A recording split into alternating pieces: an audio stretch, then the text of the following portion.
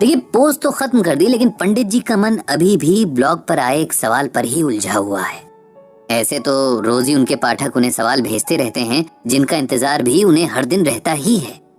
आज एक नया सवाल है, या यूं कहें कि अपनी कहानी किसी ने भेजी, जिसने पंडित जी के मन को उलझा कर रख दिया।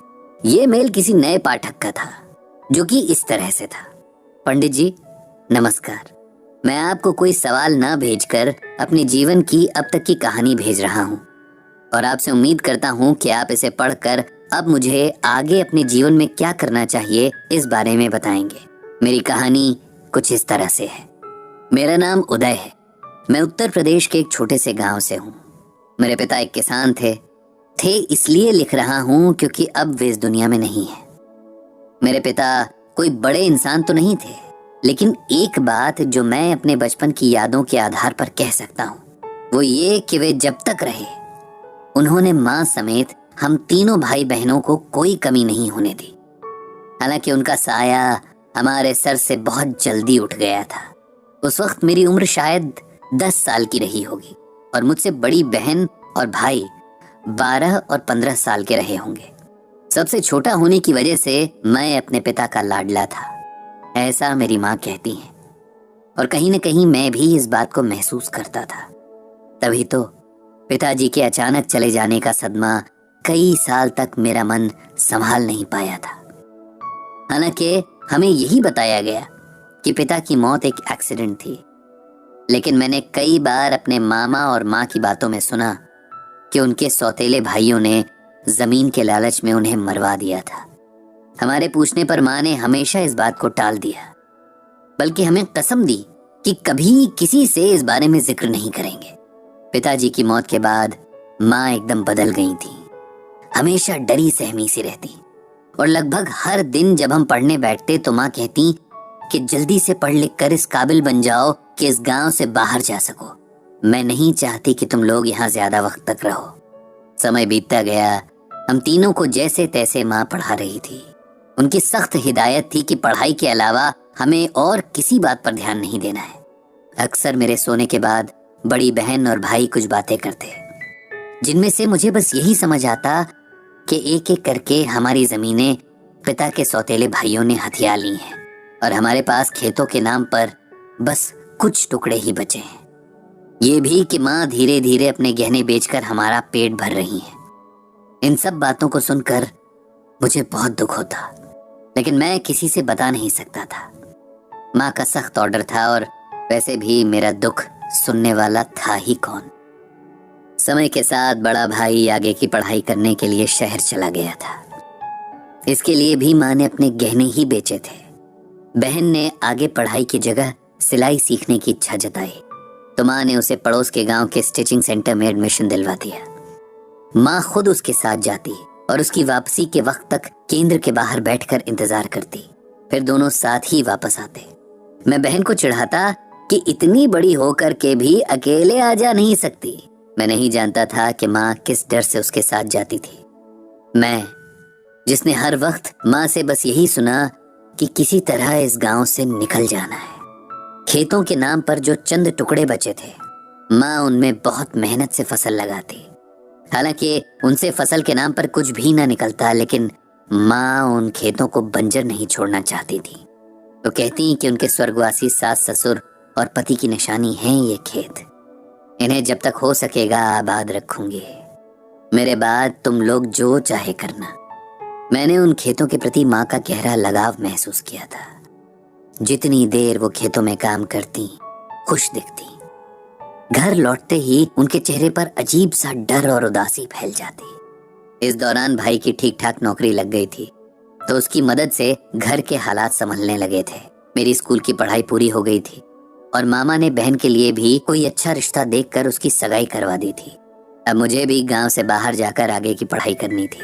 बहन की शादी के बाद माँ को एकदम अकेले ही गांव में रहना होगा, ये सोचकर मुझे बहुत बुरा लगता था। भाई के लाख समझाने पर भी माँ हमारे साथ शहर नहीं आई। उनका कहना था कि वो खुश हैं कि हम लोग गांव से निकल गए, अब वो आराम से रह सकती हैं। गांव के घर में पिताजी की यादें हैं जिन्हें छोड़कर वो कहीं नहीं जाएंगी। अब भी माँ अपने खेतों में लगातार काम करती थी। रोज खेतों में जाना उनका रूटीन था। जैसे मंदिर जाकर शांति मिलती है, उन्हें इन खेतों में वही शांति मिलती थी। मुझे गांव से निकले कई साल बीत गए हैं। मैं अच्छी नौकरी पर हूँ, मेरे भाई बहनों के अपने परिवार हैं और माँ अब भी गांव में है। लेकिन मेरे पिता के सौतेले भाई और उनके बच्चे उसे परेशान करने लगे हैं, उन चंद खेतों के लिए जो हमारे हैं, जिन पर मेरी माँ ने इतने साल अपना प्यार लुटाया है, जो उसके जीने की वजह है। ये सब बातें मुझे गांव से शहर मिलने आए एक दोस्त ने बताई हैं। मेरे भाई का कहना है कि माँ कभी नहीं चाहेंगी कि हम किसी लड़ाई में पड़ें, और वो भी नहीं चाहता, क्योंकि अब उसकी अपने परिवार के प्रति जिम्मेदारियां हैं, वो उन्हें निभाना चाहता है। कुछ जमीन के टुकड़ों के लिए उन जंगली लोगों से नहीं लड़ना चाहता है, जिन्होंने पहले भी खेतों के लिए हमारे पिताजी की जान ले ली थी। पंडित जी, मेरी कहानी यहीं पर रुकी है। मुझे क्या करना चाहिए? अपना हक और अपनी माँ के सम्मान के लिए लड़ना चाहिए या ये सब नजरअंदाज कर देना चाहिए? इस बारे में गीता ज्ञान क्या कहता है? मुझे उम्मीद है आप मुझे कोई अच्छी सलाह जरूर देंगे। आपके जवाब की प्रतीक्षा में, उदय। उदय के पत्र को अच्छे से पढ़कर उसकी परिस्थिति को समझकर पंडित जी ने उसे जवाब लिखा। प्रिय उदय, तुम्हारी जीवन कथा पढ़ी, तुम्हारे संघर्षों ने मुझे प्रभावित किया। अब जो सिचुएशन तुम्हारे सामने सवाल बनकर खड़ी है, वो लगभग वैसी ही है जैसी सिचुएशन में भगवान श्री कृष्ण ने अर्जुन को गीता का ज्ञान दिया था। तुम्हारे लिए गीता ज्ञान के महासागर से ये मोती चुनकर लाया हूं। इसे ध्यान से पढ़ो, समझो और अपने आगे का रास्ता तय करो। हतो व प्राप्स्यसि स्वर्गम जित्वा व भोक्ष्यसे महिम, तस्मात् उत्तिष्ठ कौन्तेय युद्धाय कृत निश्चयः। ये श्लोक गीता के दूसरे अध्याय से लिया गया है।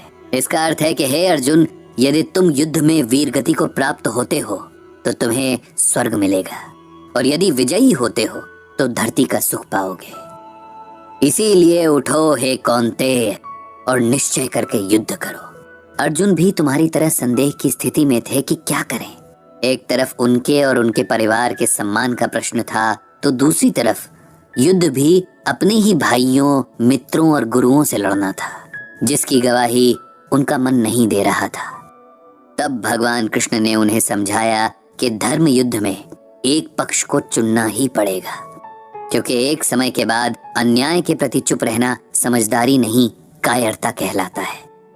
मैं तुम्हें ये श्लोक सुनाकर किसी के प्रति हिंसा के लिए नहीं उकसा रहा हूँ, बल्कि श्लोक के जरिए दिए गए संदेश के भाव को समझाने की कोशिश कर रहा हूँ। युद्ध हमेशा हथियारों से नहीं लड़े जाते हैं, और अगर जरूरत पड़े भी तो हथियार की जगह अपनी बुद्धि और दूसरी क्षमताओं का इस्तेमाल किया जाता है। डर कर चुपचाप अन्याय सहने से कहीं ज्यादा अच्छा है न्याय के लिए लड़ते हुए हार जाना। तुम्हारे पास तुम्हारी शिक्षा ही वो हथियार है जिससे तुम अपने परिवार के प्रति हुए अन्याय का बदला ले सकते हो। इससे तुम अपना आत्मसम्मान भी बचा लोगे और अपनी माँ के प्रति अपनी जिम्मेदारी का पालन भी कर पाओगे। इस लड़ाई में अगर तुम हार भी गए, तब भी तुम्हें एक संतुष्टि रहेगी कि तुमने अपना पूरा जोर लगाया था। मैं इसी के साथ अपनी बात को खत्म करता हूँ और भगवान श्री कृष्ण से प्रार्थना करता हूँ कि तुम्हें सही निर्णय लेने की शक्ति दे। ये लिखकर पंडित जी ने गहरी सांस ली और मन ही मन दोहराया, जय श्री कृष्ण, जय श्रीमद् भागवत गीता।